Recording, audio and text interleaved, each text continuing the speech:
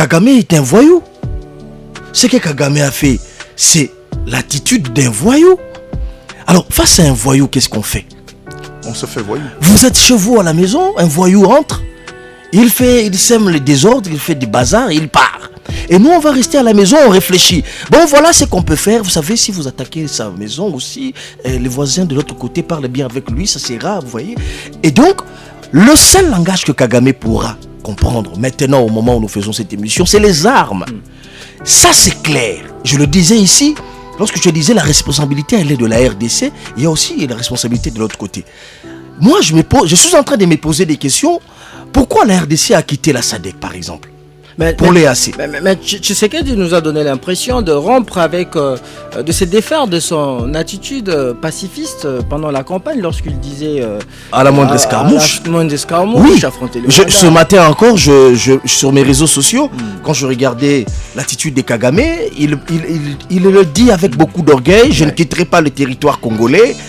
J'ai suivi le communiqué de son ministre des Affaires étrangères, mais aussi du porte-parole du gouvernement rwandais. Lorsqu'il parle avec arrogance, nous avons dit à Tshisekedi qu'il aille d'abord négocier avec le M23. En fait, clairement, et Kagame nous dit que je suis l'avocat du M23. Et je suis le patron du M23, je le dis ici. Que Tshisekedi négocie d'abord avec eux, comme ça il viendra vers nous. C'est impolitesse de Kagame, parce que je dis ici que c'est être voyou. Mais nous, on ne peut pas regarder, l'observer de cette manière-là. Le Congo est vu par le monde comme étant une réserve mondiale de ressources. Les autres voient le Congo comme étant une niche qui aujourd'hui est un champ de bataille pour le puissant. C'est la première destination prisée au monde en termes de spoliation des ressources naturelles. La RDC. Je ne vous le fais pas dire.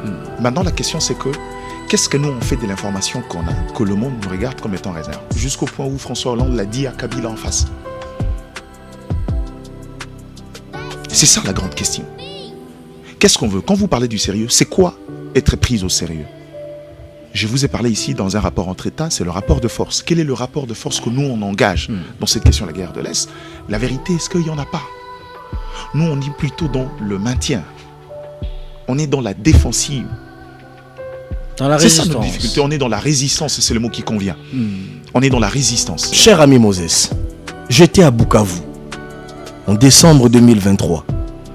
Lorsque Tshisekedi, sur la tribune de la place de l'Indépendance, disait à la moindre escarmouche, j'attaque le Rwanda Nassima. Tu peux attendre Kigali via Goma. Nous étions tous en vie, heureusement. Oui. Lorsque Tshisekedi disait en lingala, soki na okika kalisasi moko ebeti, moko mutu moko akufi, moko mibalete. Je réunis les deux chambres du Parlement, j'attaque le Rwanda. Une année, près de 2 ans aujourd'hui. L'escarmouche, combien d'escarmouches faut-il pour que justement nous attaquons? Lorsqu'il est question, s'il vous plaît, je termine. La parole de tourne. Non, je termine, pardon. Je termine.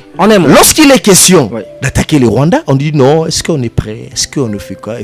Le monde nous prendra au sérieux que si nous occupons un territoire rwandais. Aujourd'hui, d'autres États l'ont démontré. Israël l'a démontré. Israël, qui chaque fois est attaqué par la Palestine, lorsque ça n'a fait que trop durer, Israël en discutait au niveau du Conseil des ministres, du Conseil de sécurité des Nations Unies. Mais lorsque ça en était de trop, Israël a décidé d'attaquer. Et lorsqu'Israël attaque aujourd'hui, c'est Israël qu'on tense pour dire arrêtez de ne plus attaquer les Hezbollah ou l'État palestinien. Parce que lorsque l'on tuait en Israël, personne ne prenait les Israélites au sérieux. Et donc je pense que à un moment donné, il faut oser.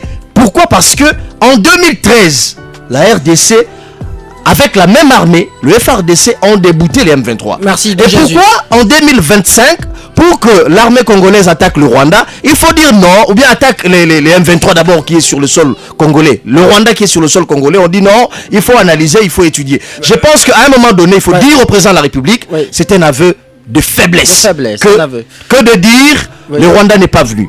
Le Rwanda a boycotté. Le Rwanda a saboté. Kagame a fait ceci. À un moment donné, il faut changer les narratifs. Changer les narratifs voudrait dire la RDC a attaqué. J'ai toujours dit aux gens, il est impossible de compter sur une paix durable dès lors qu'on se base sur des dynamiques externes. Moses, pour qu'il y ait une paix dans ta maison, tu n'as pas besoin d'attendre les solutions venant de tes voisins. Les relations entre États étant définies par les intérêts, les jours où vous n'avez plus des intérêts, cette paix-là disparaîtra. Et à ces stades ici, moi je me pose la question, vous savez, sans être prophète des malheurs, moi je me disais, même si les deux hommes arrivaient à se mettre autour d'une table, je ne voyais pas aujourd'hui un élément de droit international efficace qui permettrait à ce que le Rwanda fléchisse devant la cause de la RDC. Et c'est là où je dis qu'aujourd'hui, avec tout ça, bon, espérons que dans le sens de votre question, aujourd'hui on se rend finalement compte et qu'on prend cette communauté internationale à témoin. Et qu'avec tout ce qui se passe, puisque nous sommes le seul État qui subit les conséquences de cette guerre, on gagne le droit de se comporter comme un État voyou, à l'image d'Israël. Et le Congo aujourd'hui a gagné le droit. C'est vrai, on parle de la loi sur la programmation militaire qui est pour moi l'arc-bouton des réformes sur l'armée parce qu'on en parle depuis 2 années. On est parti sur le processus de démobilisation et réinsertion qui pour moi n'était pas une bonne solution parce que pour moi un bon militaire c'est d'abord un bon citoyen avant d'être un bon militaire. La bonne réinsertion doit être d'abord sociale avant d'être militaire. Et l'histoire me donne raison. Et aujourd'hui je pense que la RDC doit s'émanciper. Quand j'ai dit émanciper, quel est le problème ? Regardez le tableau de cette situation, vous vous rendez compte que quand on parle dynamique de paix en RDC, on a tout inscrit sur la dynamique sous-régionale. La RDC en tant qu'État n'a pas donné des signaux d'un État qui a un plan au cas où cette orientation sous-régionale n'arrivera à apporter des résultats. On est suspendu aux tables de négociation, on est suspendu au traité de paix. Pourtant, il y a tous les éléments qui nous prouvent à suffisance que c'est un jeu qui joue contre nous. On ne peut pas, pendant que nous ici on organisait les élections, on avait encore 2 zones sous occupation où ces rebelles continuaient à pilonner, continuaient à s'émouvoir librement. Mais quand le Rwanda veut organiser son semblant d'élection, on nous amène une dynamique ici de cessez-le-feu. On met une trêve, le temps d'organiser son semblant d'élection et puis revenir. C'est-à-dire, aujourd'hui, il y a suffisamment d'éléments qui prouvent à suffisance que quand on va dans cette dynamique-là, la RDC se retrouve seule. Et moi, je comprends pourquoi. Pourquoi la RDC est seule ? C'est parce que quand vous avez vocation d'être une puissance, les pays qui vous entourent, le larbin qui sont autour de vous préfèrent vous voir en état faible pour continuer à agir et avoir ce peu de prestige qu'ils ont. Le Congo dans son apogée, le Rwanda ne serait pas une économie exemplaire comme on nous le présente. Je connais les notions d'économie, je crois que c'est dans la spéculation, c'est dans l'illusion que le Rwanda nous le vend parce que le Rwanda est un instrument de la stratégie internationale sur la sous-région. À un moment donné, moi j'ai l'impression que la facilitation actuelle avec l'Angola est une facilitation faible. Ce n'est qu'une impression que j'ai aujourd'hui parce que comment expliquer que, vous l'avez bien dit dans l'entame, les ministres des Affaires étrangères de la RDC et du Rwanda se sont accordés sur justement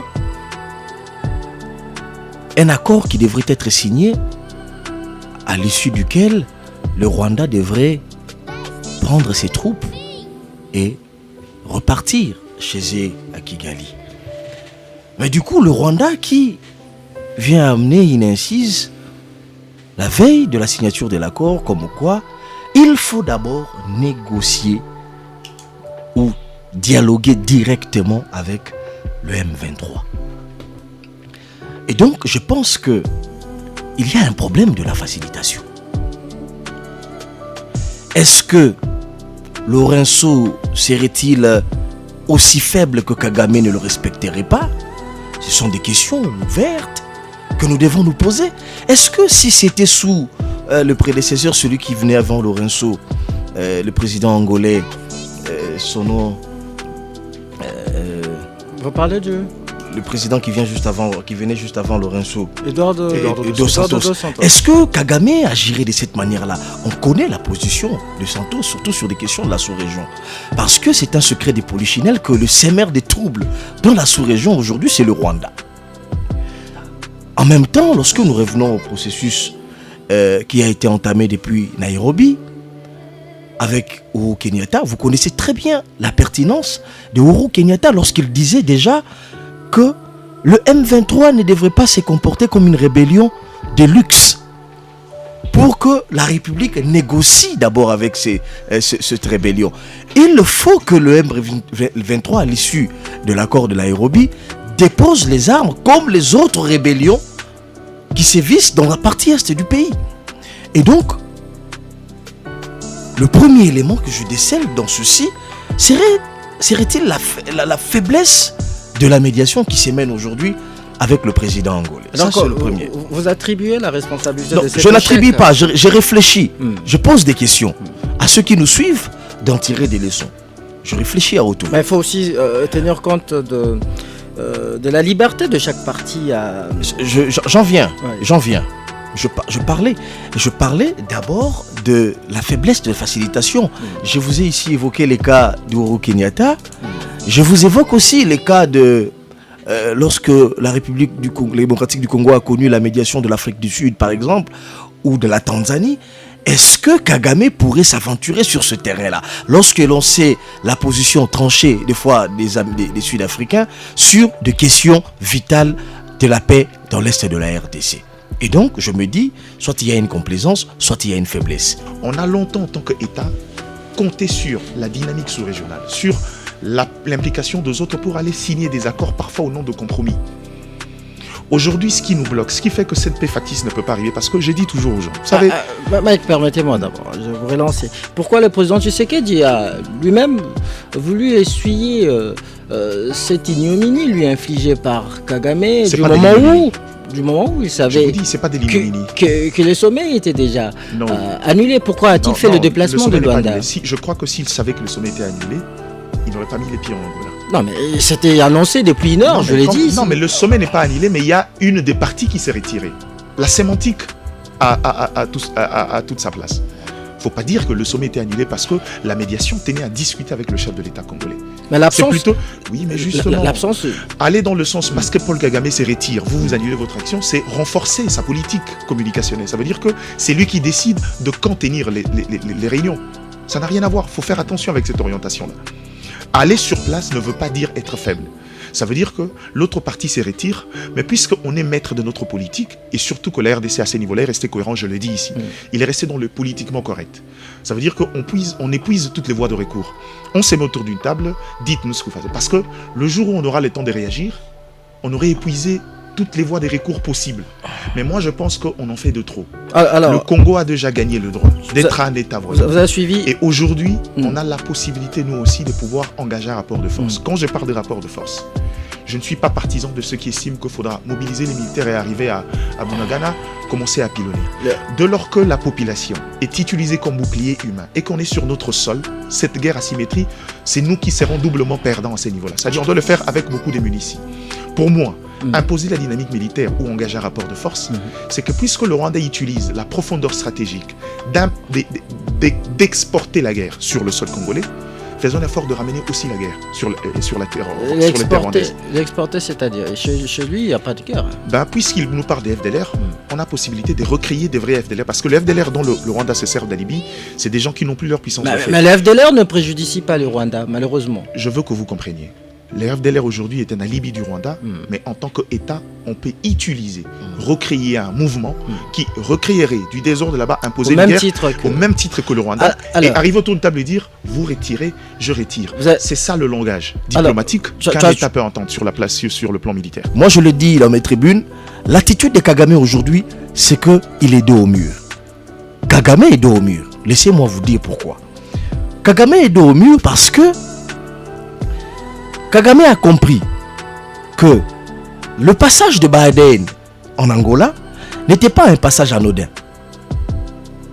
Sur le plan international comme sur le plan économique, il y a une justification à ce niveau-là. Vous savez que la RDC aujourd'hui est le premier pays qui produit le cobalt. Le cobalt, c'est le minerai de l'avenir. Et le monde entier, puisque nous allons droit vers la transition écologique, ce qui veut dire les voitures à moteur n'existeront plus. Les véhicules, à partir de 2060 ou 50, selon les projections des scientifiques, seront les véhicules électriques. Or, cette matière ne se trouve nulle part au monde que chez nous au Congo. Non, nous sommes le premier réservoir. 70% pratiquement en République démocratique du Congo. Le monde entier est braqué. Le cobalt et le lithium. Et le lithium, d'ailleurs, je voulais, merci de compléter. Ouais. Et donc, Biden, sa présence au Congo, ce n'est pas parce que, en Angola, ce n'est pas parce qu'il voulait partir en Angola. Simplement parce que, vous le savez, la dynamique du monde, aujourd'hui, on l'a dit avec l'Union européenne, avec les États-Unis, c'est de ne pas donner trop d'importance à la République démocratique du Congo. Parce qu'en réalité, le premier interlocuteur de Biden en Angola, c'était la RDC. C'était Tshisekedi. C'était pas l'Angola. Mais puisque les Américains ont leur politique, on ne peut pas venir directement au Congo parce que l'on ne veut pas donner de l'épaisseur à la RDC sur notamment ces questions qui taraudent avec le pillage des ressources. Ils sont allés en Angola. L'enjeu en Angola, c'est la RDC. Le pont de Lobito. Oui. Avec la construction des chemins de fer qui va traverser pratiquement les continents. En passant par l'Angola, la Tanzanie, la RDC, la Zambie, etc. Mais l'épicentre aussi, c'est la RDC, le Grand Kivu, dont les Américains ont intérêt qu'il règne la paix dans cette partie du pays. Donc, vous voulez dire que les Américains, à travers ce projet de Lobito, ils veulent se départir du Rwanda? Il a été question justement de dire clairement aux facilitateurs qu'il faut accélérer les processus de paix dans cette partie du pays.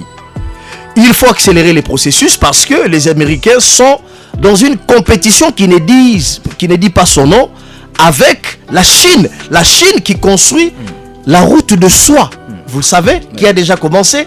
Et cette route-là a pour objectif justement la transaction des minéraux et l'exploitation des minéraux. Et les minéraux stratégiques, notamment les lithium, les cobalt, etc. Et les Américains, sachant tout ceci, ils ont dépêché Biden pour ces enjeux-là. L'enjeu aujourd'hui, c'est la construction et la pacification de la partie est du pays. Il faut que le Rwanda parte. Kagame, il le sait, il est dos au mur à ce niveau-là. Et il sait qu'il a reçu l'ordre de quitter le sol congolais. Et donc, Kagame, maintenant, ce qu'il veut vous dire, je suis un voyou, je ne respecterai pas ces accords.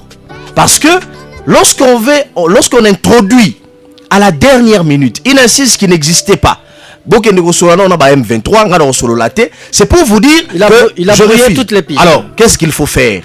C'est là maintenant la responsabilité de la RDC. C'est là la responsabilité de la RDC. Non, mais la RDC continue. Vous savez, mais justement, vous l'avez dit.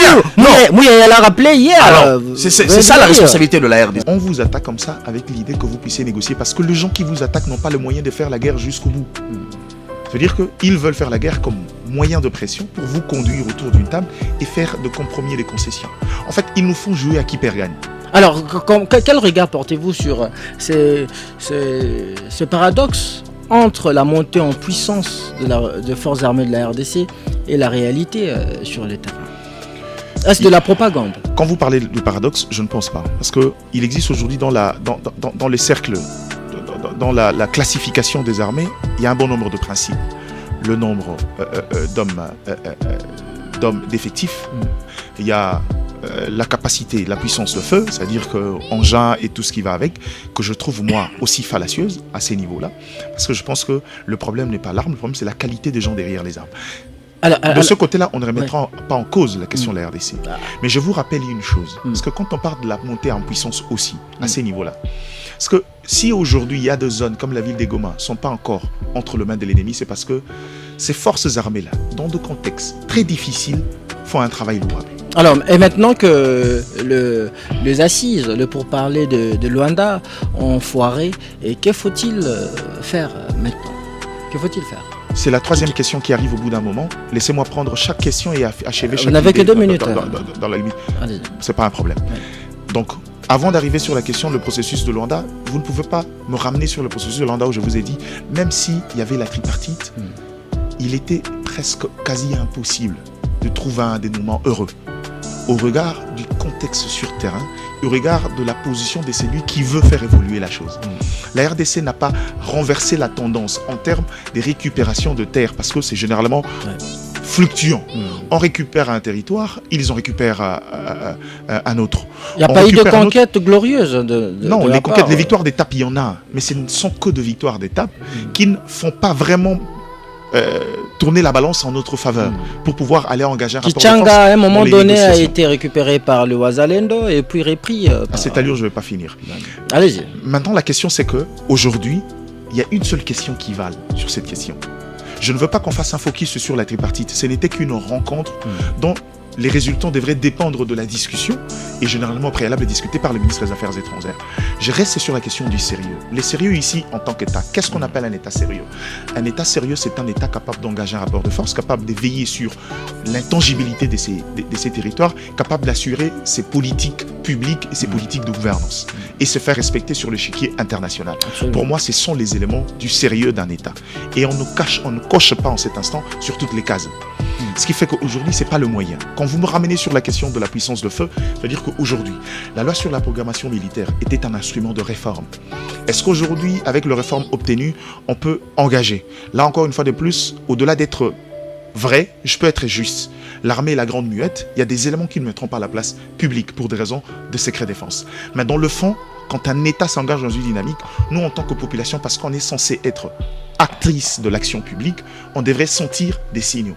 Il faudra qu'à un moment donné, la RDC aujourd'hui se dote d'une politique militaire qui est efficace, une politique de paix, qui quitte la dimension sous-régionale, parce que dans ce théâtre des dupes là, en tout cas, la situation ne pourra jamais tourner en notre faveur. Et les sérieux commenceraient par engager des vraies dynamiques militaires. Pas au-delà de... On s'est retrouvé là, pas au-delà de la défense, pas au-delà de le Rwanda ne veut pas ceci, le Rwanda ne veut pas cela, la médiation ceci. Et malheureusement, même quand vous êtes la médiation, admettons qu'on mettait Joe Biden comme médiateur.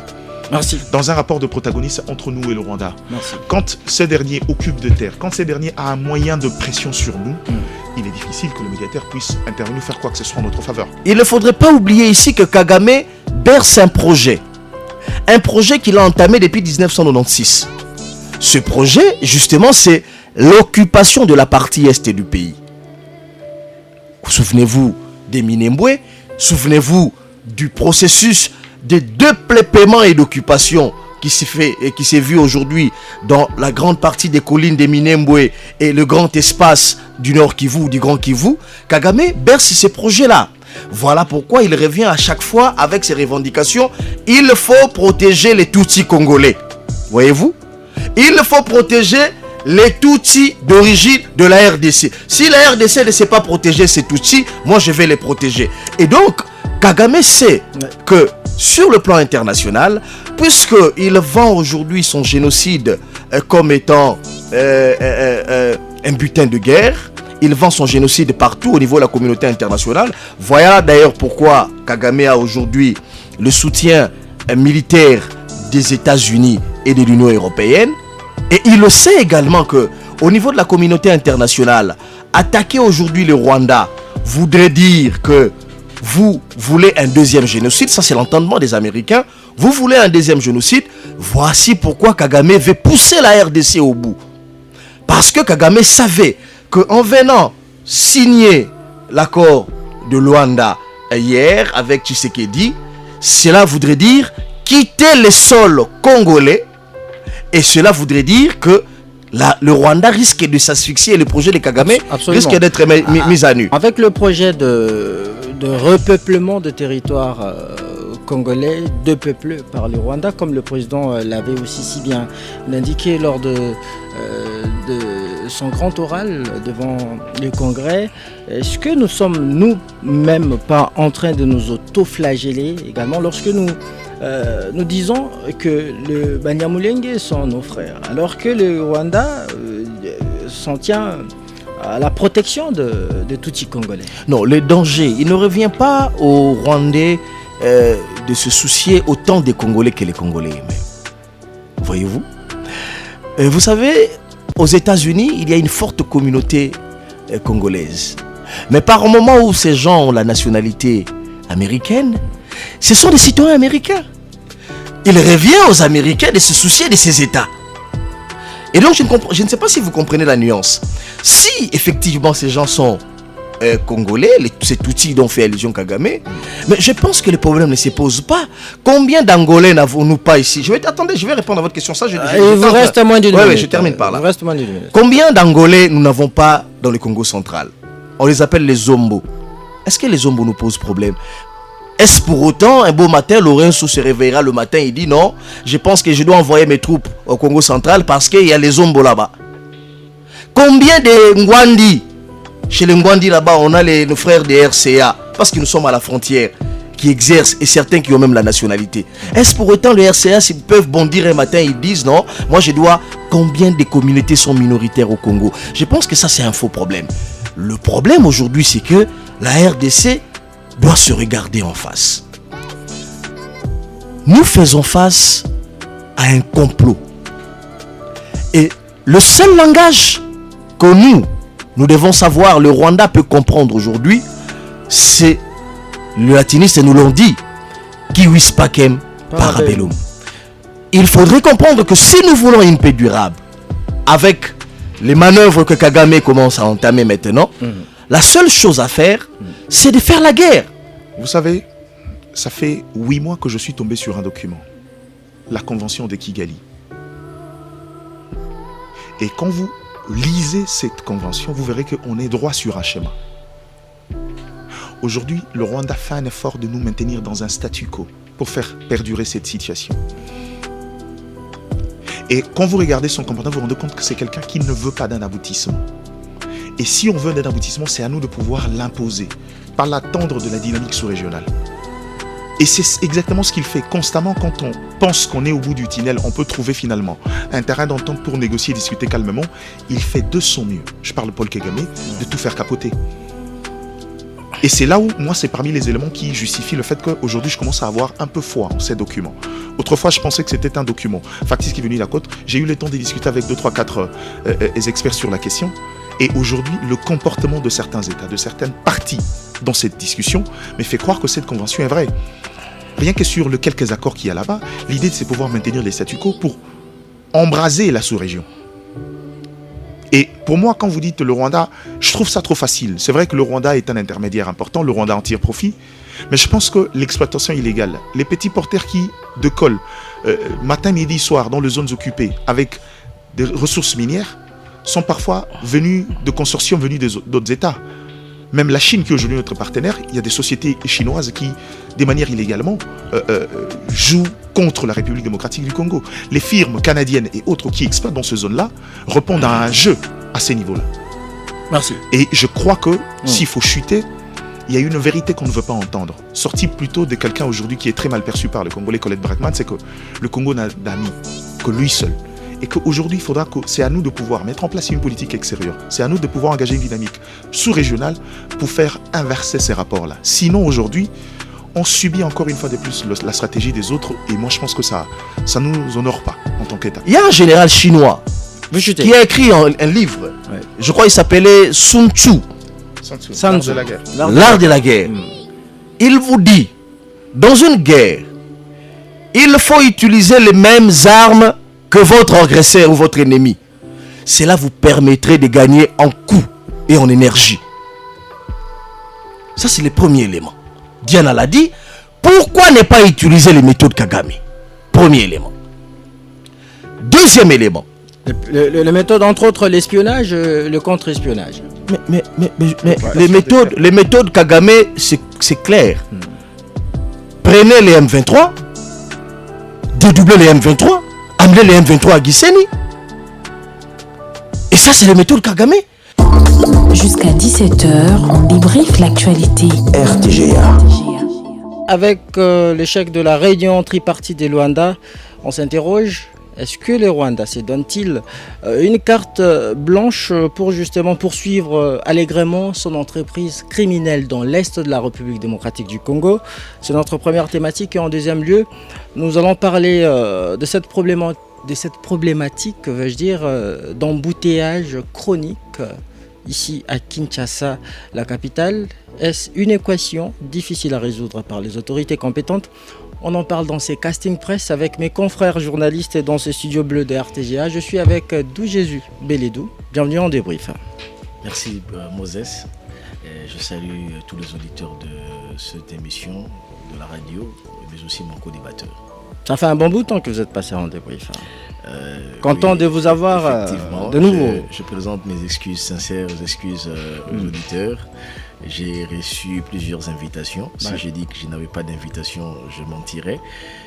Mon agenda, malheureusement, ne l'avait Malheureusement, pas vous étiez permis. indisponible, Et ouais. aujourd'hui, je m'étais dit de venir dans cette émission qui, d'ailleurs, a connu plusieurs présentateurs avant vous. Absolument. Et j'étais parmi les timoniers. Et parmi les premiers les invités. tout premiers invités. Ça, je sais. Et donc aujourd'hui, ça sera toujours un plaisir d'être ton invité.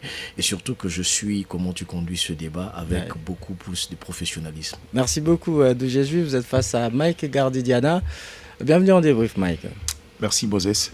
Et merci beaucoup pour l'invitation et bonjour à Beledou et à ceux qui nous suivent en cet instant. Et maintenant que vous venez de suivre nos deux thématiques, si vous voulez participer à l'émission, chers auditeurs et téléspectateurs, joignez-vous à nous au 097 30 50 850. 097 30 50 850. Écrivez-nous sur WhatsApp ou par SMS. Vos messages seront lus le moment venu. Jusqu'à 17h, on débriefe l'actualité. RTGA. Alors, avant d'entrer dans le vif du sujet, j'aimerais vous demander si vous aimeriez bien que l'on fasse un petit tour d'horizon sur l'actualité, ou bien nous entrons carrément dans le cœur de notre première thématique. Avez-vous Moi, personnellement, j'ai eu l'honneur d'être reçu par la première dame. La première dame. J'ai reçu une invitation de la fondation Denis Nyakero Tshisekedi. Et pour moi, c'était un honneur de participer à une séance de restitution de cette fondation qui existe depuis 5 années. Vous savez, il y a des questions qui taraudent toujours les esprits lorsqu'on voit des fondations des premières dames qui surgissent et qui font des actions, des fois des actions qui, en principe, devraient être menées par le gouvernement, parce qu'il y a entre les actions de fondations qui généralement sont conduites par de premières dames de la République et les actes qui devraient poser les institutions de la République, il n'y a qu'un pas, voyez-vous. Et donc moi, comme les autres Congolais, s'est questionné surtout sur les sources de provenance de ces associations qui apparaissent, qui disparaissent. Est-ce que l'on puise dans le trésor public pour effectuer des actions, notamment des actions sociales, humanitaires? Est-ce qu'il y avait beaucoup de préoccupations, notamment en ce qui me concerne? Et donc, lorsque j'ai reçu cette invitation, c'était une rencontre d'échange sur la thématique, sous un label Regard croisé. Je suis allé et j'ai eu quand même à avoir assez d'éléments sur le fonctionnement de cette fondation que j'apprécie toujours de très loin. Et j'aimerais ici profiter de votre micro pour remercier la distinguée première dame et son équipe d'avoir pensé à Liberté Actu et à son directeur général. Et puisqu'on parle de la guerre, vous avez entendu les gens dire que la Fondation n'œuvre pas en faveur de victimes de guerre de l'Est de la République démocratique. Je ne suis pas mandaté pour parler au nom de cette fondation, mais ce que je sache, avec les informations que nous avons pu avoir, et d'ailleurs qui sont disponibles sur le site de cette fondation, il faut dire la fondation, cette fondation, Denis Nyakero Tshisekedi. La fondation Denis Nyakero Tshisekedi s'est investie dans le social et surtout dans l'humanitaire dans cette partie du pays en construisant plusieurs maisons en faveur des déplacés de guerre. Ça, en tout cas, j'ai eu à le voir à travers les vidéos les images qui ont été projetées. J'ai vu plusieurs maisons, des centaines de maisons, pour que ceux-là qui se déplacent ne passent pas la nuit à la belle étoile. Je pense que c'est déjà quelque chose à encourager. Ça, c'est le premier élément.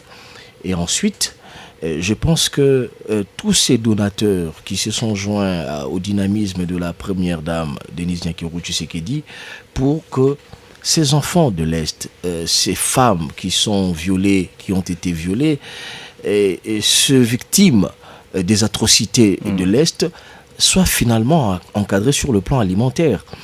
Et il n'y a pas que sur le plan alimentaire, parce que souvenez-vous, le déplacement occasionne une crise alimentaire et ces gens-là ont besoin des assistances. Et voir une association, une fondation DNT s'impliquer dans ça, j'ai vu des millions d'enfants être scolarisés dans le cadre de cette fondation, des millions d'enfants être pris en charge, et surtout les femmes violées, celles qui avaient perdu espoir, celles qui ont été violées par le fait de la guerre, être réinsérées dans la société, être occupées.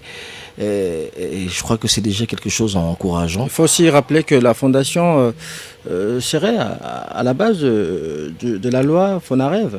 Exactement. Ouais. Et l'initiation de la loi Fonarev. De cette loi-là. Et donc, il y a beaucoup de choses. Je crois que si on voudrait en parler ici, ça risque de... Absolument. Et ce que j'ai aimé dans tout ça, je vais terminer par là, c'est que c'était une rencontre patriotique.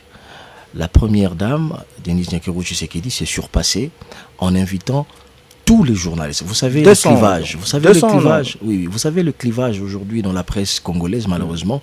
Les gens sont estampillés, malheureusement. Et donc, il y a les confrères qui, malheureusement, à tort ou à raison, ont dit qu'ils sont de l'opposition, ou ceux qui sont du pouvoir, ou ceux qui sont de la société civile, etc. Et ça, on peut beau le nier, mais ça, c'est au moins les tableaux que ça présente la presse congolaise. Et j'ai aimé, lorsque j'ai vu cette mosaïque de journalistes, tous les journalistes, j'étais avec des confrères, notamment Peter Tiani, Lokala, etc. Ils étaient tous là. Et on ne s'est pas retrouvé là-bas pour parler changement de la Constitution. On ne s'est pas retrouvé là-bas pour parler dialogue, je ne sais pas quoi, mais pour parler des questions directes qui touchent nos compatriotes. Parce qu'on a tendance à oublier, s'il vous plaît, on a tendance à oublier, au-delà des clivages politiques, et lorsque il y a des actions qui rentrent dans le cadre philanthropique, il faut quand même qu'il y ait une attention particulière.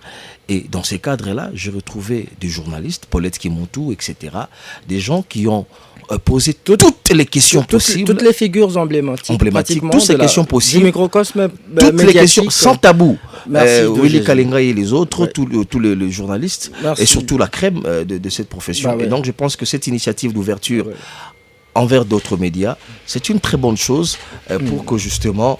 les questions qui concernent le Congo soient discutées par tous les compatriotes. Merci, Dou Jésus. Mike Gardidiana, vous étiez également de la partie, vous étiez dans cette rencontre à laquelle tous les journalistes étaient conviés. Aimeriez-vous encore commenter ou soit commenter notre sujet d'actualité? Je vous donne aussi vos 3 minutes rapidement. En fait, moi je me sens très heureux de se rendre compte évidemment que c'était pas vain. Je crois que Liberté Actu et son directeur général font partie de ce rare média qui ont compris vraiment les enjeux de cette rencontre. Permettez-moi de rappeler à nos auditeurs que vous êtes quand même le responsable de médias. Liberté Actu, c'est Dou Jésus et vous, c'est les Francs-Tireurs. Les Francs-Tireurs. L'éditeur de Francs-Tireurs. Donc je disais que Liberté Actu fait partie de rares médias qui ont compris les vrais enjeux de cette rencontre.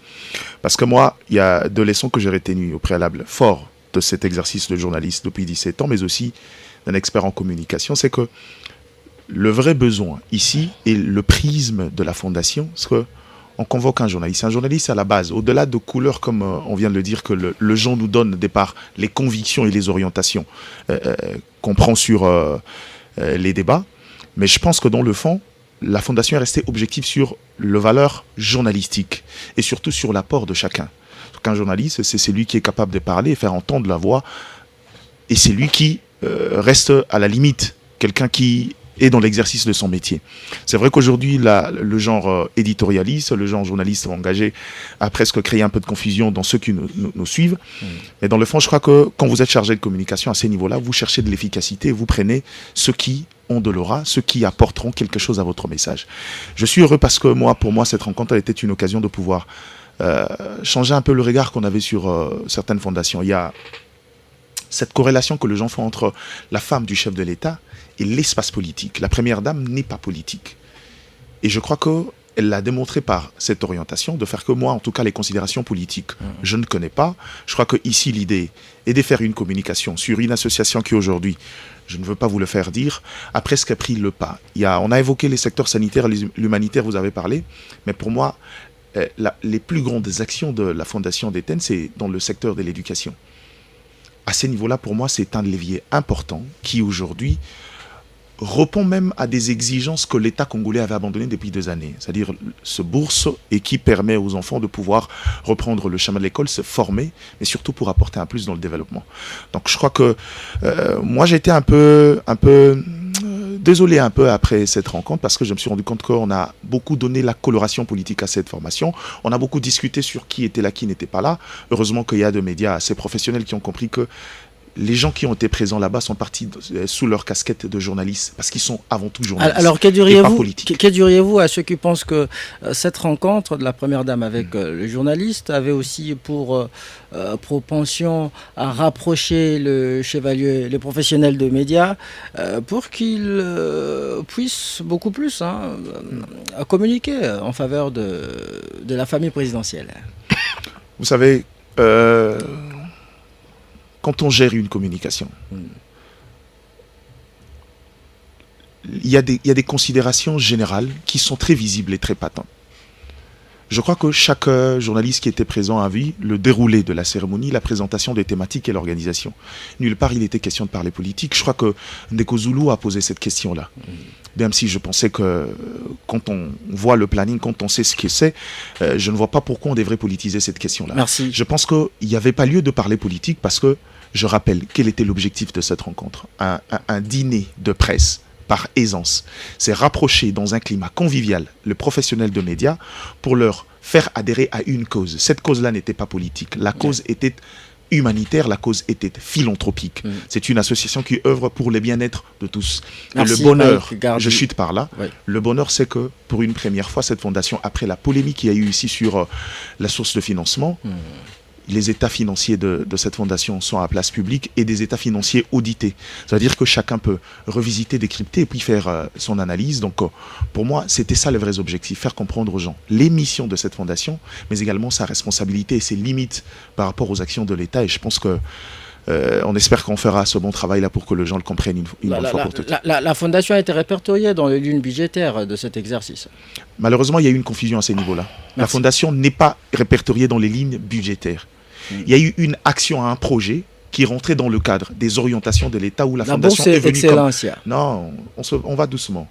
C'est pas la thématique. Non, mais justement, c'est pourquoi je vous dis, on peut en discuter si vous voulez après. Jettez d'abord un coup d'œil sur la documentation. Les états financiers sont là, vous vous rendez compte que c'est juste une mauvaise interprétation. C'est une orientation, un projet qui a été pris en charge par l'État parce que l'État pensait que la fondation, en tant qu'intervenant dans le secteur de l'éducation, pouvait arriver ou atteindre un objectif générique. Et ça, c'est autant que l'État congolais peut financer un projet ramené par Moses Masunga ou encore Jésus Beledou. Merci Mike Gardi Diana. Ce parti pour pratiquement 1 heure de décryptage d'actualité politique dans ces studios bleus de RTGA. On en vient à notre première thématique. Vous savez, la réunion tripartite de Luanda annoncée le 15 décembre 2024 entre Joao Lourenço, Félix Tshisekedi et Paul Kagame n'a finalement pas eu lieu à cause de l'absence du président rwandais. Tard dans la nuit du samedi à dimanche, les experts de 2 partis ne s'étaient pas accordés sur une ébauche d'accord de paix devant être soumise à Félix Tshisekedi et Paul Kagame. La pomme de discorde, c'est donc la mention d'un dialogue direct entre la RDC et les M23 que le Rwanda a voulu justement inscrire dans l'accord. La partie congolaise a rejeté cette exigence du Rwanda et qu'elle qualifie tout de même d'irréaliste. Alors, d'où Jésus peut-on ici dire que le Rwanda a torpillé le processus de Luanda jusqu'ici, qui était jusqu'ici la seule alternative capable de restaurer la paix dans l'est de la République démocratique du Congo?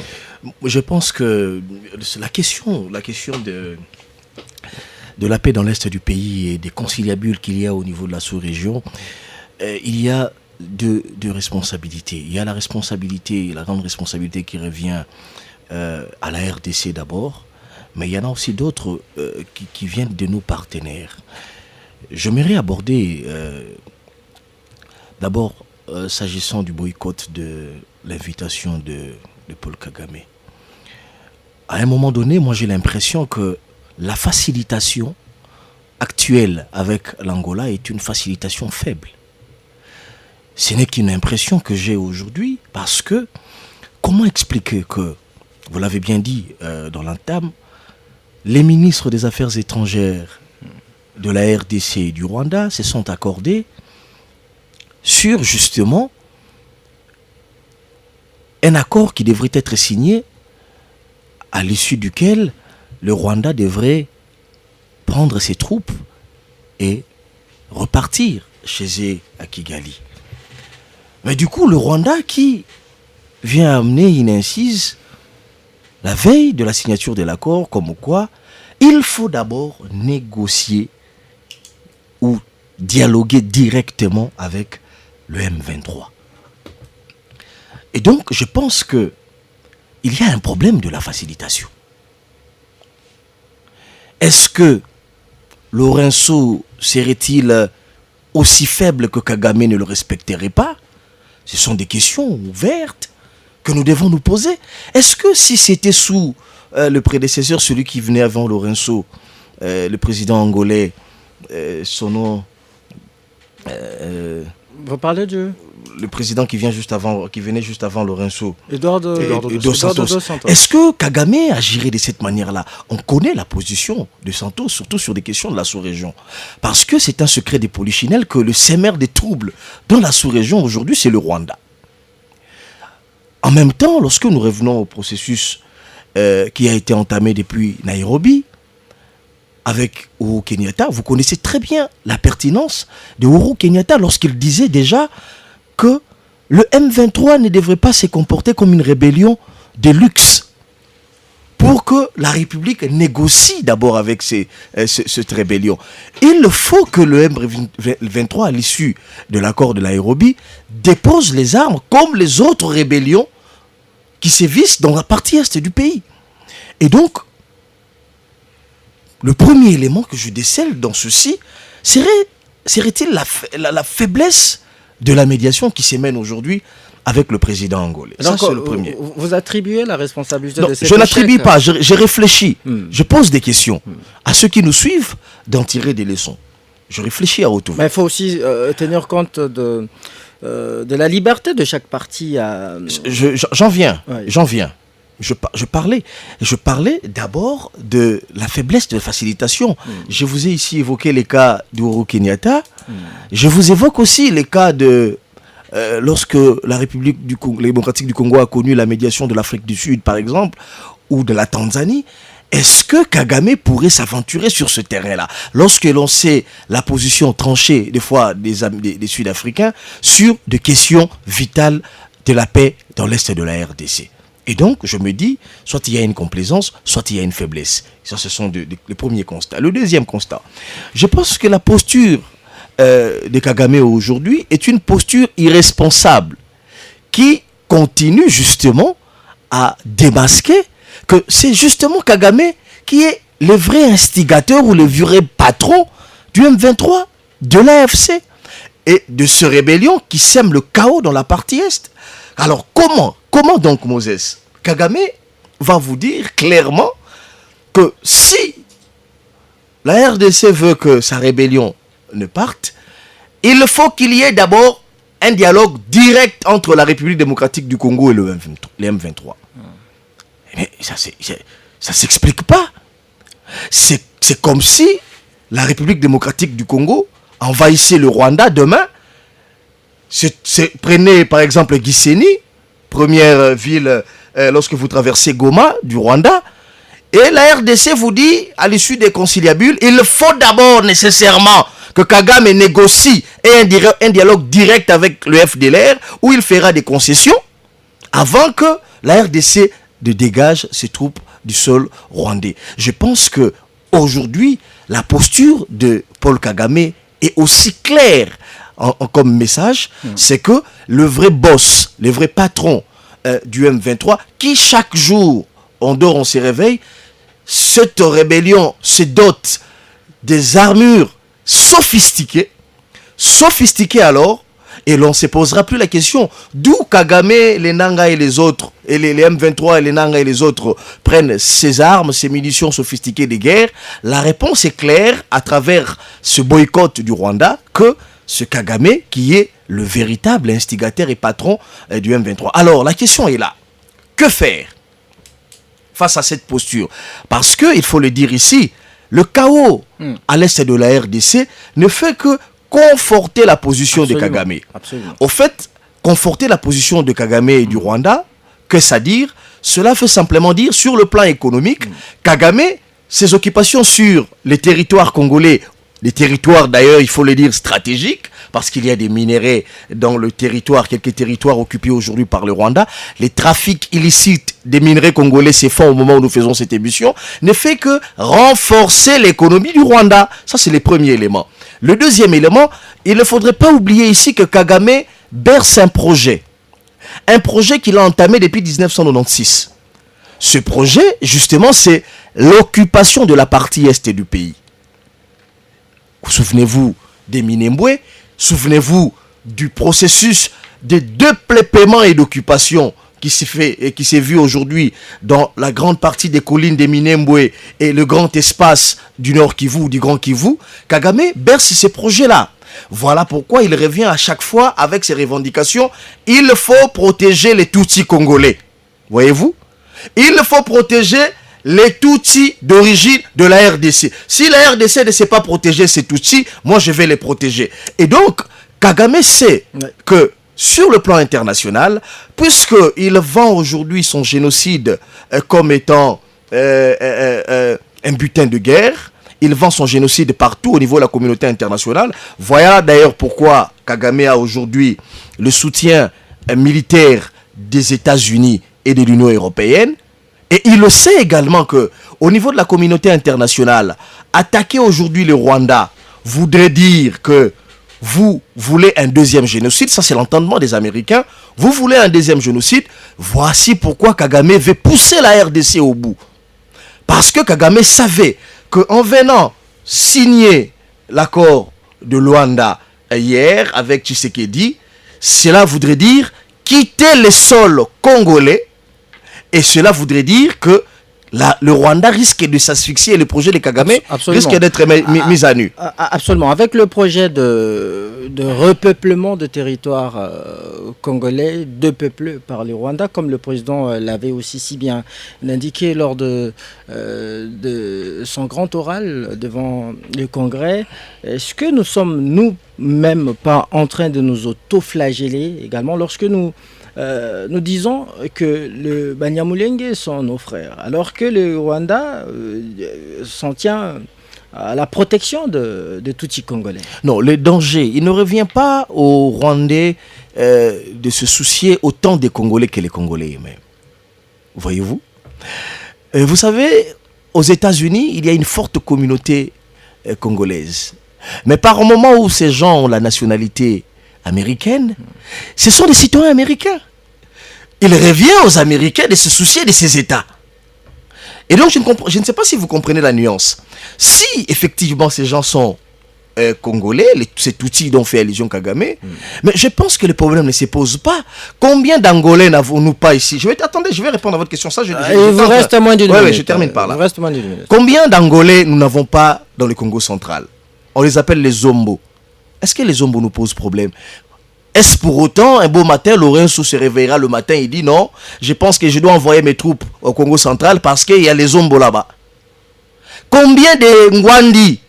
Chez les Ngwandi là-bas, on a nos frères des RCA, parce que nous sommes à la frontière, qui exercent, et certains qui ont même la nationalité. Est-ce pour autant les RCA, s'ils peuvent bondir un matin, ils disent non, moi je dois... Combien de communautés sont minoritaires au Congo? Je pense que ça c'est un faux problème.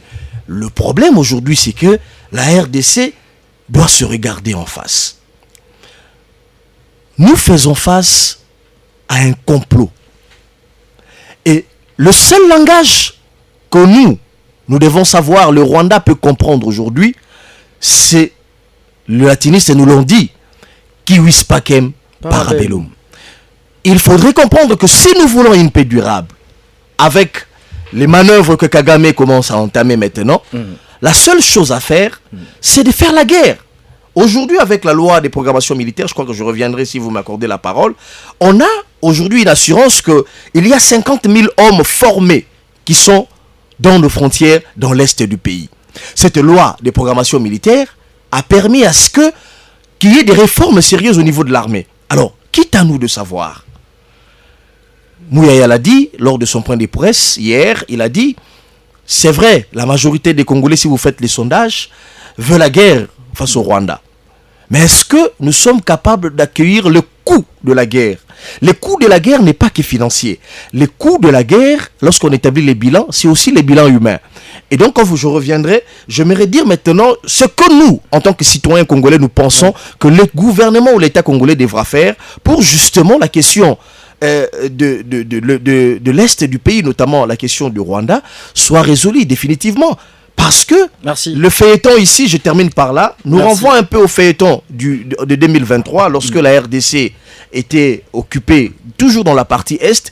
Ce que la RDC 2013, ce que la RDC a fait, c'était de s'autodéterminer en tant que nation et de trouver des bons partenaires pour justement finir cette guerre de l'Est. Merci Dou Jésus, même temps d'antenne pour votre co-débatteur. Vous savez, la paix n'a pas de prix. Si le ministre Mouyaya évoque les coûts, parfois, je dirais ici,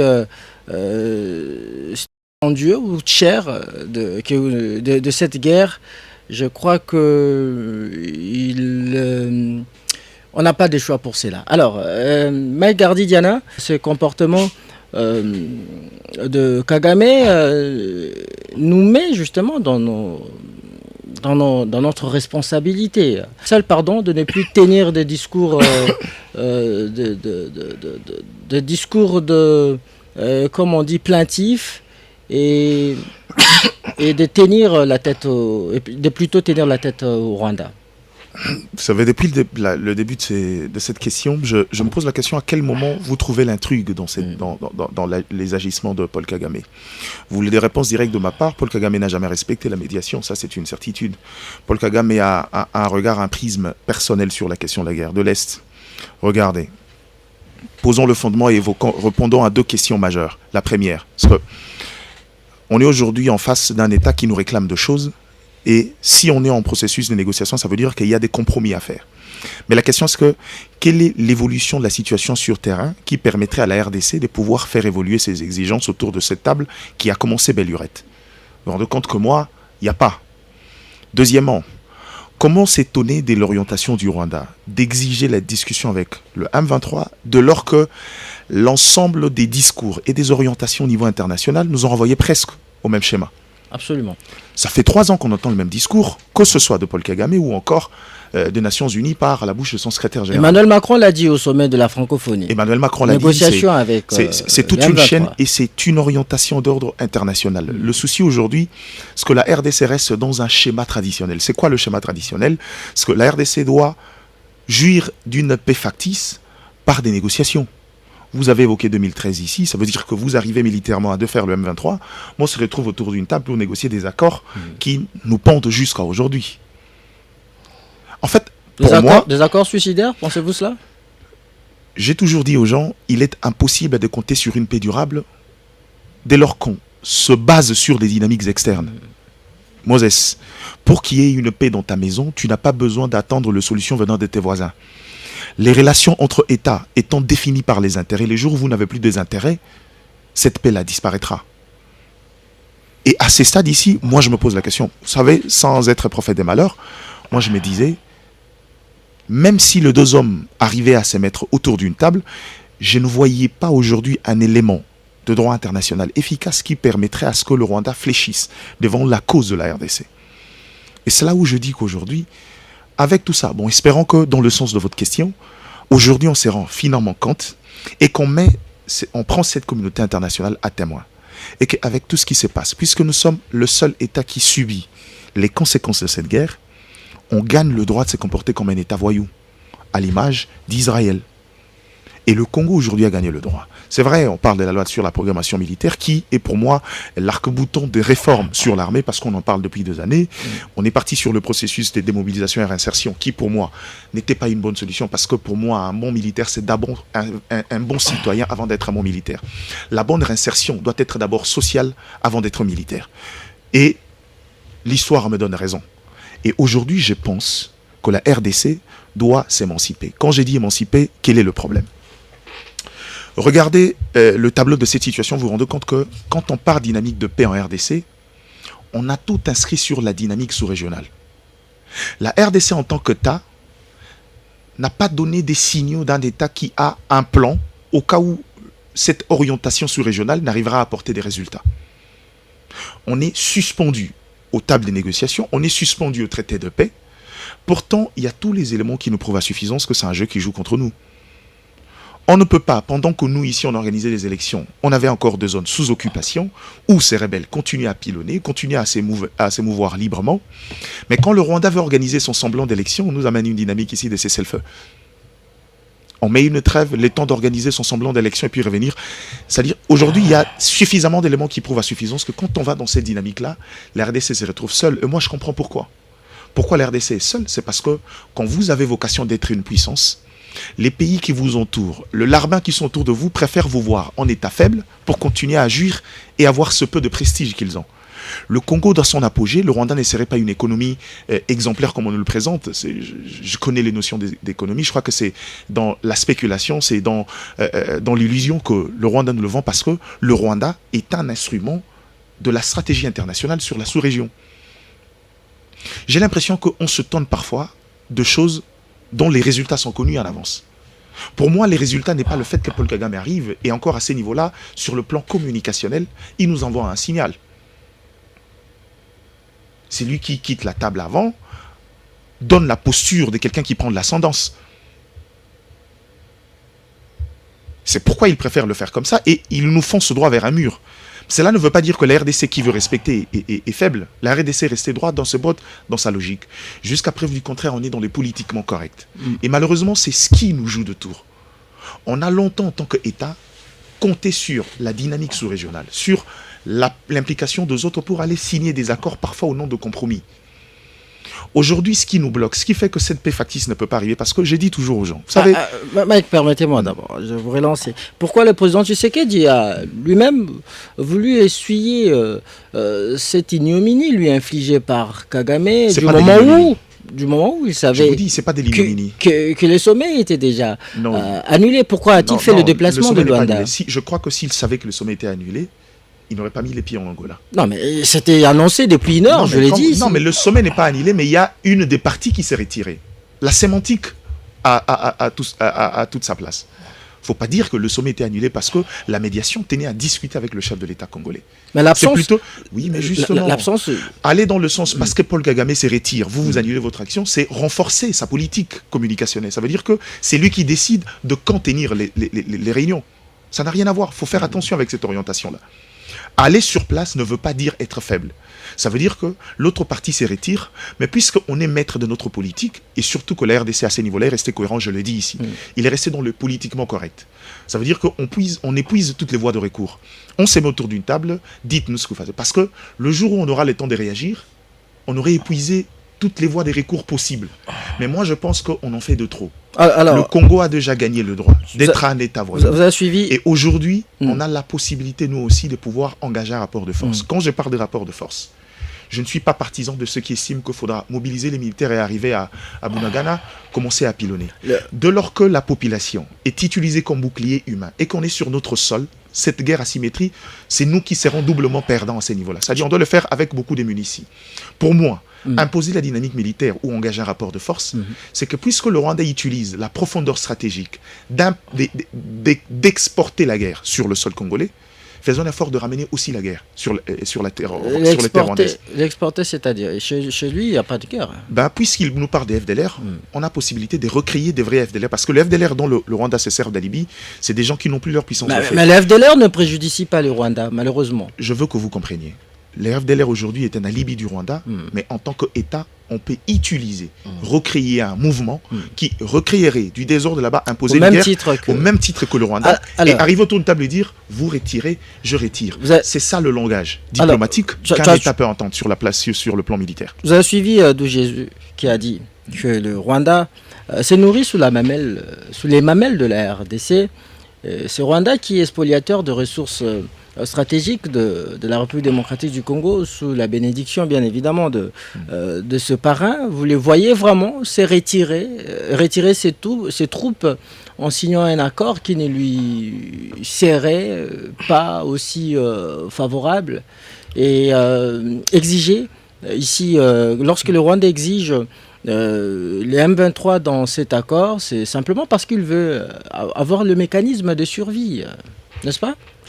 Vous savez, ça fait 8 mois que je suis tombé sur un document, la Convention de Kigali.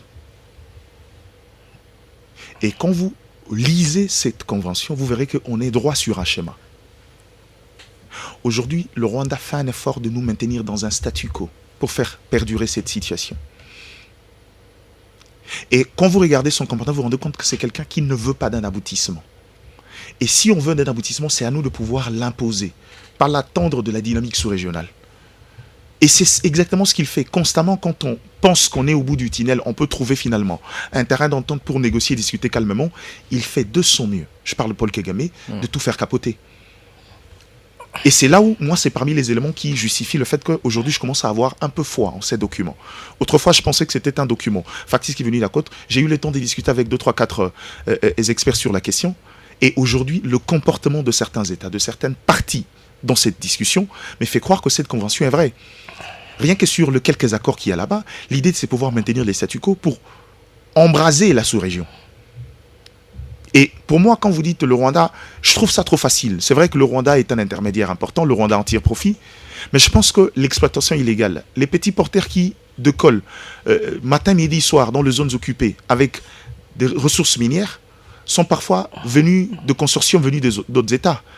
Même la Chine, qui est aujourd'hui notre partenaire, il y a des sociétés chinoises qui, de manière illégalement, jouent contre la République démocratique du Congo. Les firmes canadiennes et autres qui exploitent dans ces zones-là répondent à un jeu à ces niveaux-là. Merci. Et je crois que s'il faut chuter, il y a une vérité qu'on ne veut pas entendre. Sortie plutôt de quelqu'un aujourd'hui qui est très mal perçu par le Congolais, Colette Brackman, c'est que le Congo n'a d'amis que lui seul.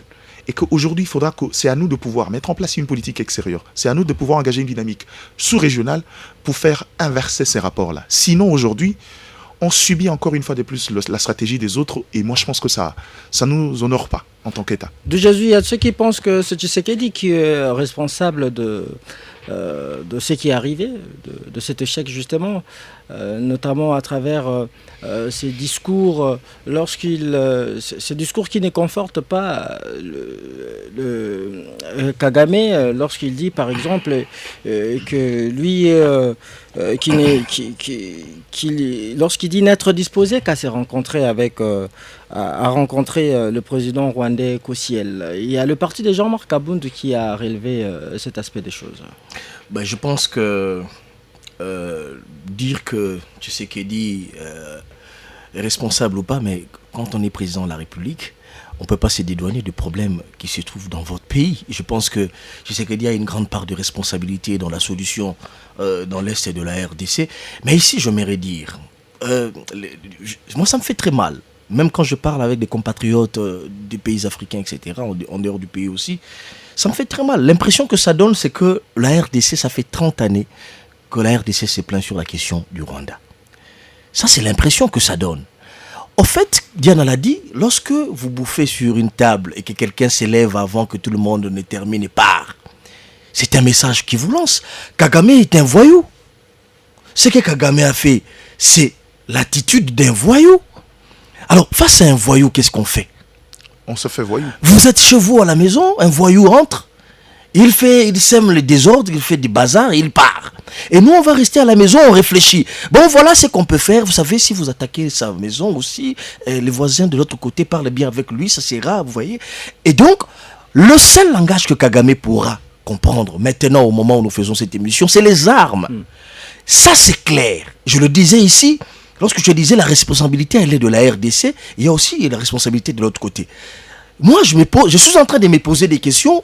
Pourquoi la RDC a quitté la SADC, par exemple, pour les AC? Mais Tshisekedi nous a donné l'impression de rompre avec, de se défaire de son attitude pacifiste pendant la campagne, lorsqu'il disait à la moindre escarmouche. Oui, affronter le Rwanda. Ce matin encore, sur mes réseaux sociaux, quand je regardais l'attitude de Kagame, il le dit avec beaucoup d'orgueil, je ne quitterai pas le territoire congolais. J'ai suivi le communiqué de son ministre des Affaires étrangères, mais aussi du porte-parole du gouvernement rwandais, lorsqu'il parle avec arrogance. Nous avons dit à Tshisekedi qu'il aille d'abord négocier avec le M23. En fait, clairement, et Kagame nous dit que je suis l'avocat du M23. Et je suis le patron du M23, je le dis ici. Que Tshisekedi négocie d'abord avec eux, comme ça il viendra vers nous.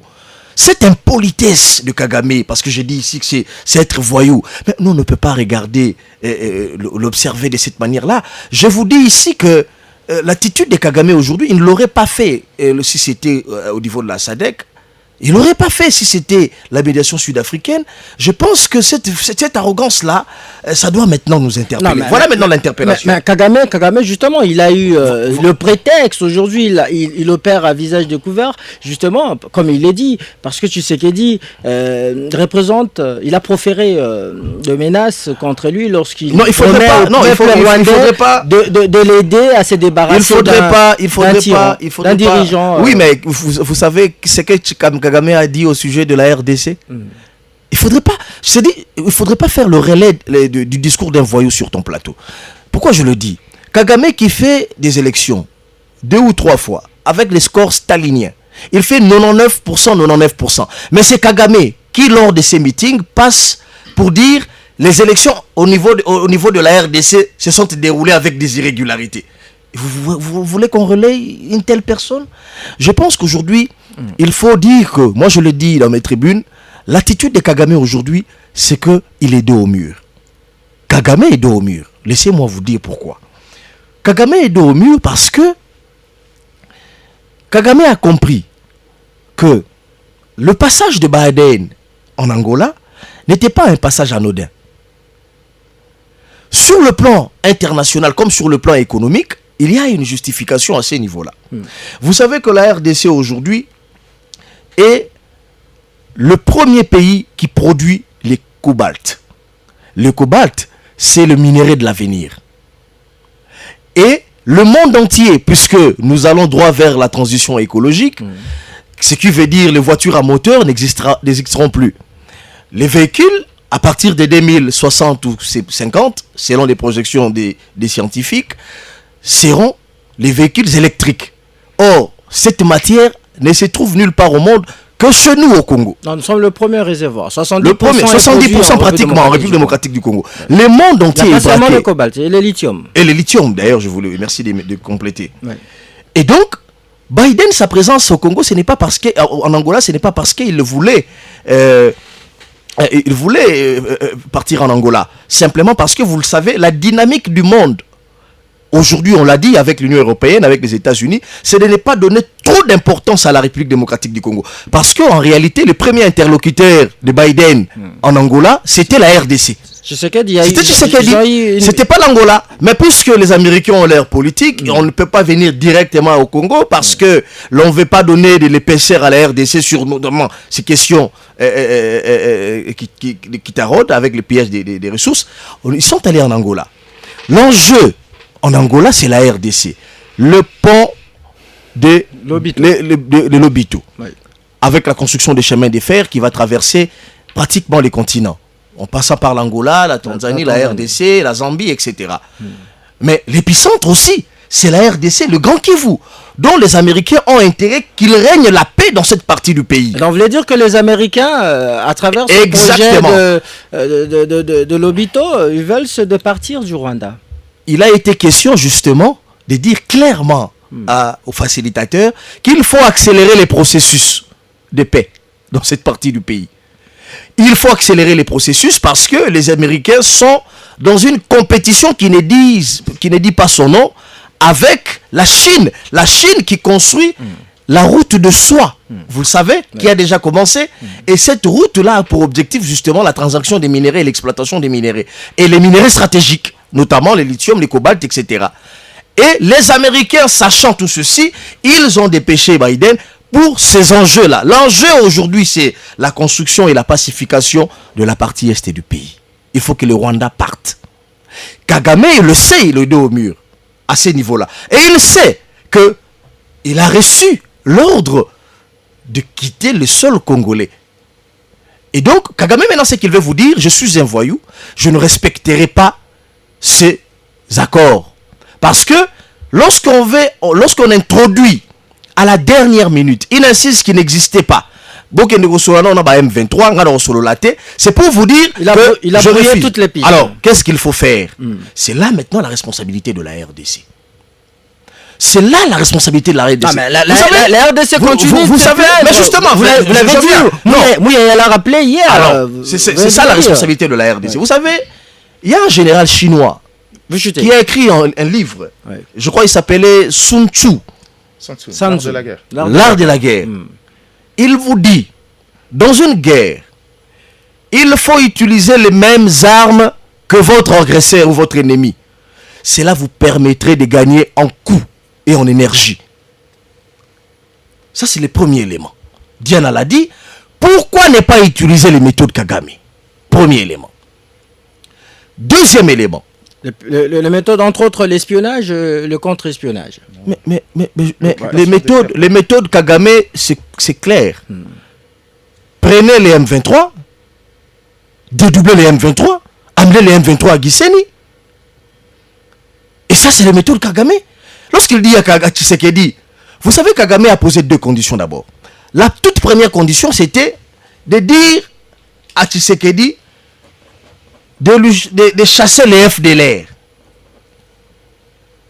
Il avait accepté. Et de lui renvoyer les FDLR. Deuxième condition, Kagame vous dit, va négocier avec les M23. Et pendant ce temps, nous, on fait quoi? Il faut appliquer les mêmes méthodes que Kagame. Il faut commencer justement au-delà des conséquences. On le sait, pardon, je chute par là. J'avais dit pensez-vous que ce même méthode jouera en notre Mais il faut commencer au quelque regard part. de la Oui. devant la communauté internationale. Cher ami Moses, j'étais à Bukavu en décembre 2023. Lorsque Tshisekedi, sur la tribune de la place de l'Indépendance, disait à la moindre escarmouche, j'attaque le Rwanda Nassimao. Là, tu peux attendre Kigali via Goma. Nous étions tous en vie, heureusement. Ouais. Lorsque Tshisekedi disait en lingala, soki na oki kaka lisasi moko ebeti, moko mutu moko akufi, moko mibalete. Je réunis les deux chambres du Parlement, j'attaque le Rwanda. Une année, près de 2 ans aujourd'hui. L'escarmouche, combien d'escarmouches faut-il pour que justement nous attaquons? Lorsqu'il est question, s'il vous plaît, je termine. La parole de tourne. Non, je termine, pardon. Je termine.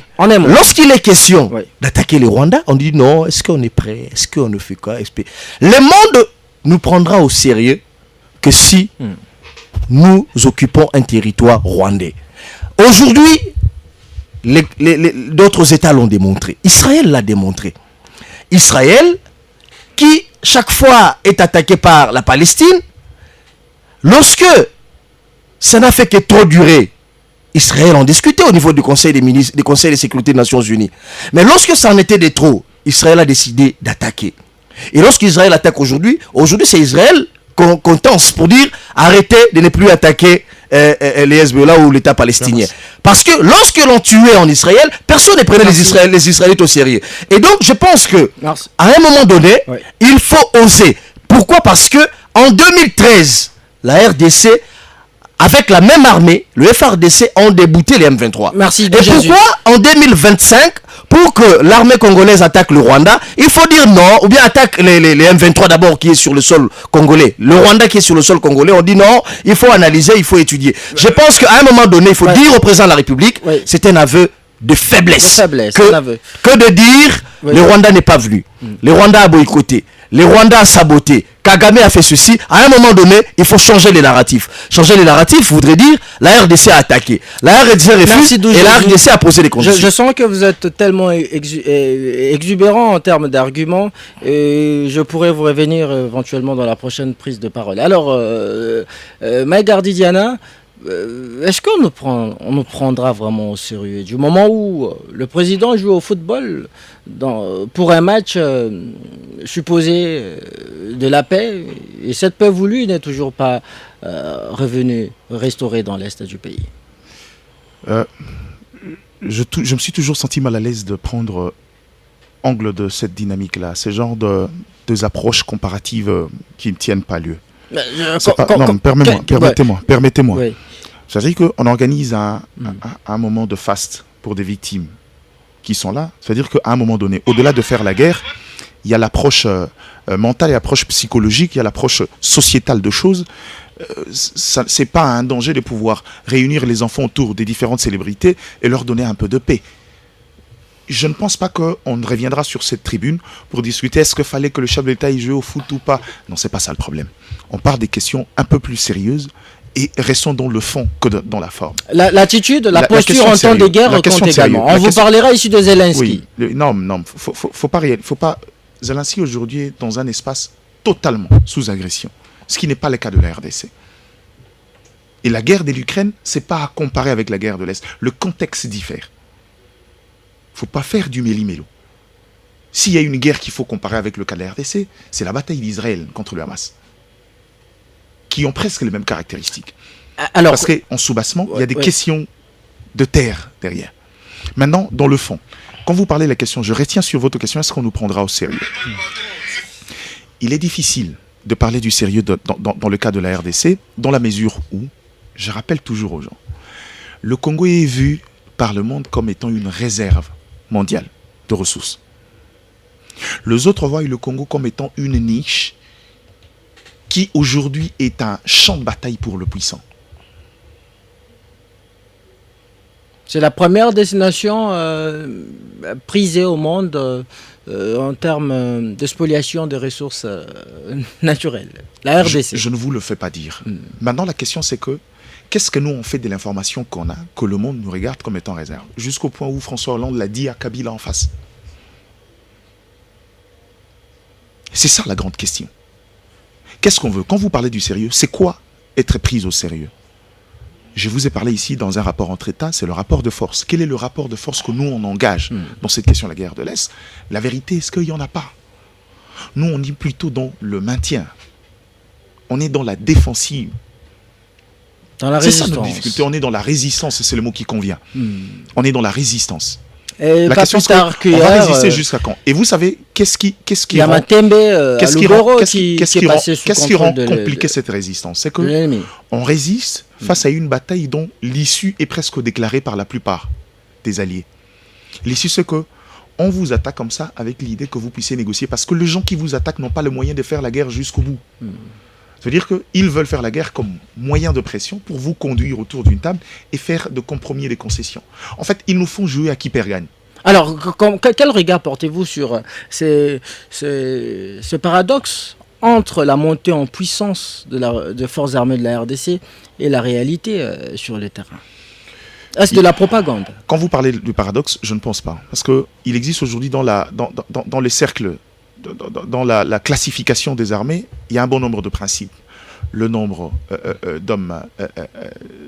d'effectifs, il y a la capacité, la puissance, le feu, c'est-à-dire que engin et tout ce qui va avec, que je trouve moi aussi fallacieuse à ces niveaux-là, parce que je pense que le problème n'est pas l'arme, le problème c'est la qualité des gens derrière les armes. De ce côté-là, on ne remettra pas en cause la question de la RDC.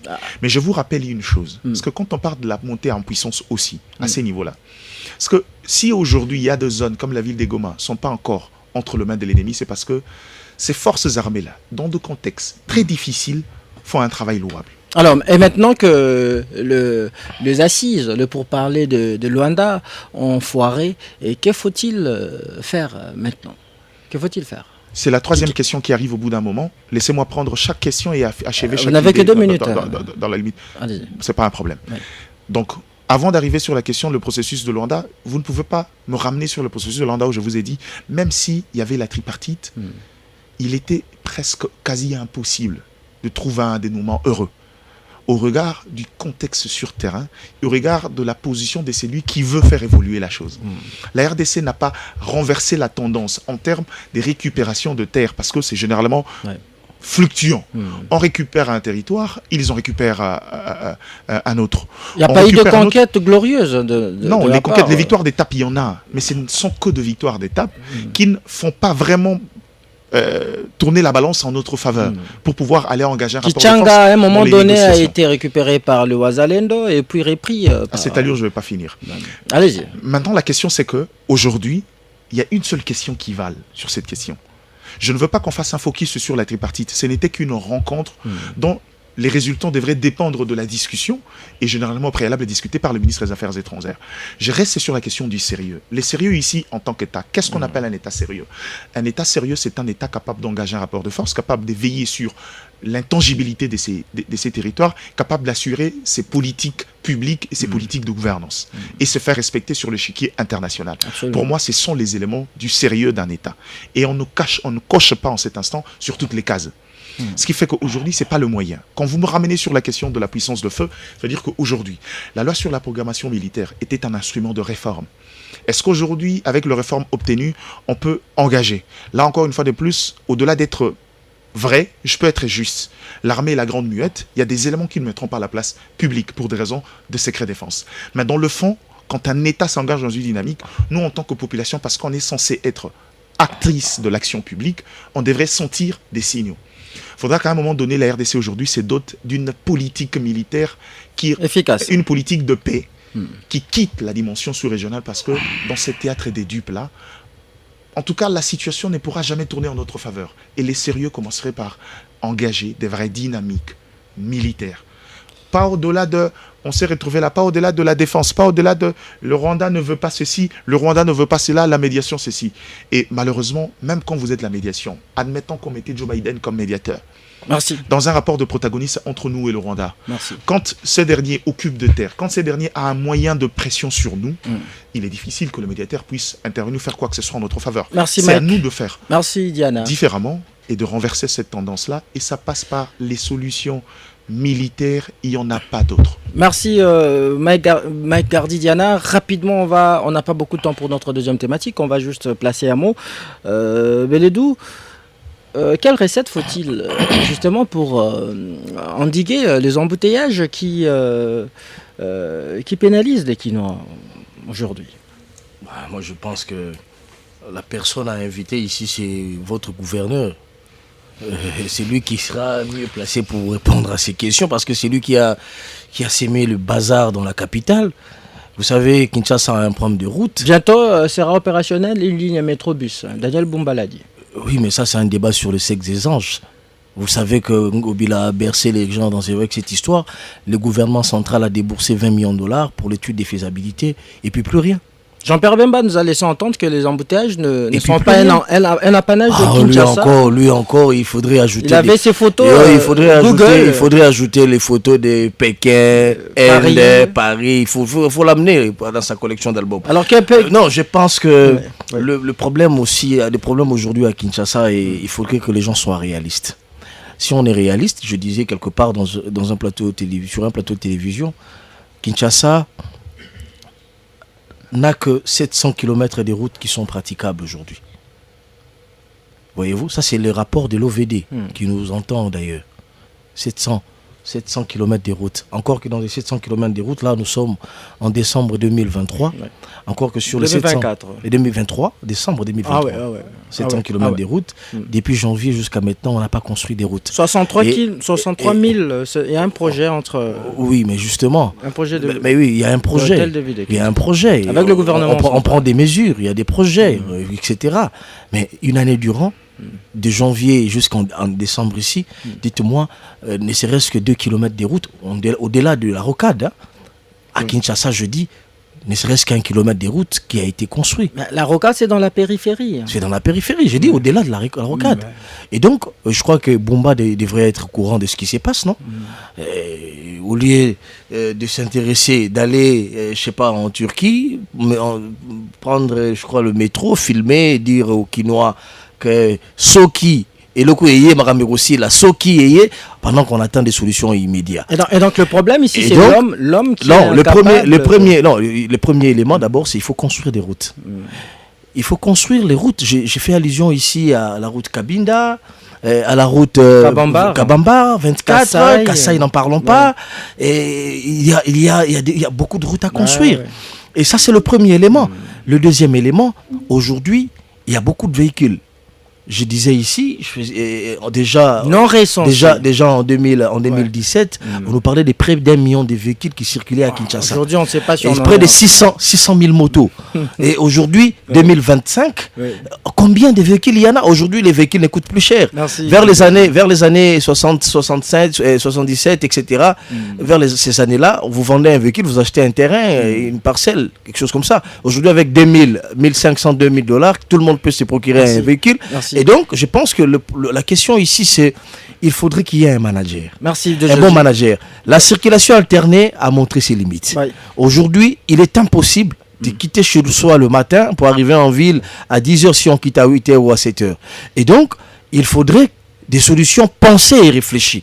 Et je crois que c'est le travail que le Structurel. gouverneur... Structurel. Ouais. C'est le travail que le gouverneur n'arrive pas à faire jusque-là. On espère au moins que les députés vont enfin se réveiller en 2025 pour qu'il y ait une motion et rapidement faire partir le gouverneur. Parce que c'est lui qui est à la base justement de ces désordres à Kinshasa. Encore que ces motions ne changent pas du tout aussi de la situation. Alors, rapidement, vos 2 minutes avant de prendre rapidement notre petite pause. Diana, comment décrivez-vous cette situation d'embouteillage à Kinshasa et quelles peuvent en être des solutions? J'ai cru entendre ici qu'il y aura un projet de construire combien 60 000 combien de kilomètres 63 000 km de route à Kinshasa. 63 000 kilomètres à Kinshasa. 63. Pour une ville qui a un réseau routier de 3641. C'est un projet. C'est irréaliste, ça. C'est un projet que Bumba a apporté au ministre des Finances qui devrait 63 ordonnancer 000 pour- kilomètres. 63 000. Ouais. Pour un réseau routier de 641 000 Sûrement, kilomètres. je me suis trompé. C'est pas 63. Je crois que le chiffre, il y a un problème au niveau de chiffres qu'il faut 63. Il faut revoir. vérifier tout Je- ça. vérifier la sûrement, chose. je- C'est Parce possible que- avec Bumba, lui. Parce que regardez, le Congo... Non, concerne- 63 km. 63 km. 63 kilomètres. Merci Ah, beaucoup. d'accord. Numéro. Voilà, C'est ça 63 c'est bien. Et C'était c'est 63 peu sur un réseau de Ouais. plus de 3000 km. 63. Donc, dans le fond, Kinshasa a 2 problèmes. La première des choses, c'est que cette ville est très empirique. Kinshasa pensait dans son urbanisation pour une population totale de combien 5-6 millions. Aujourd'hui, on est à Plus de 17, 15 millions. 17-18 millions de la population. Encore, Kinshasa, c'est une Kinshasa, estimation. dans l'organisation de ces agglomérations, n'est habité qu'à 20%. Ça veut dire qu'il y a une forme d'enclavement. Le centre d'activité, le flux de Ouais. déplacement s'est fait dans un même sens. Dans le même sens. C'est un problème sérieux. C'est pourquoi vous verrez que l'ensemble des États ont repensé à des nouvelles villes, de nouvelles capitales. Mais au-delà de ça, la question des embouteillages aussi, dans sa gestion, c'est un problème de politique interne. Vous ne pouvez pas avoir une ville qui n'a pas de route secondaire et vous pensez que vous pouvez réguler. Vous ne pouvez pas avoir une ville qui a une dépendance avec le transport par voie routier. Vous pensez que vous pouvez arranger les choses. Même les trains urbains qui est un élément essentiel pour une mégapole comme Kinshasa n'existe pas. Vous ne pouvez pas penser... Gobil avait son métrokin et Bumba amène aujourd'hui son... Je crois encore ce que je viens de dire tout récemment ici. Vous savez, Voilà. quand on est dans des Voilà. émissions, quand on est dans des émissions sérieuses, parfois quand vous voulez parler, évoquer un projet, Métrobus. Lui, il évoquer parle les de questions de Métrobus. fond. Merci. Il faut éviter de la digression. Un projet, c'est défini par ce contenu, par le source de mobilisation que vous avez, au lieu de venir nous chanter Il y a eu également un projet, des incantations. le projet C'est pas d'extension l'église. de la ville de Kinshasa. Le projet d'extension de la ville souffre aujourd'hui d'un problème de financement. Et encore que s'il faut parler projet d'extension de la ville de Kinshasa, il faut demander qui finance. Merci. Parce que les projets de construction de logements sociaux, on en a eu ici, Oasis, Fleuve Congo. Vous voyez ce que ça a créé, une rupture entre une classe d'élite, des riches, et la population. Est-ce que la nouvelle ville de Kinshasa, qui, si vous prenez le financement de Qatariens qui sont de commerçants, pourra permettre à Moses Massoungou d'acheter son appartement à $2000 là-bas?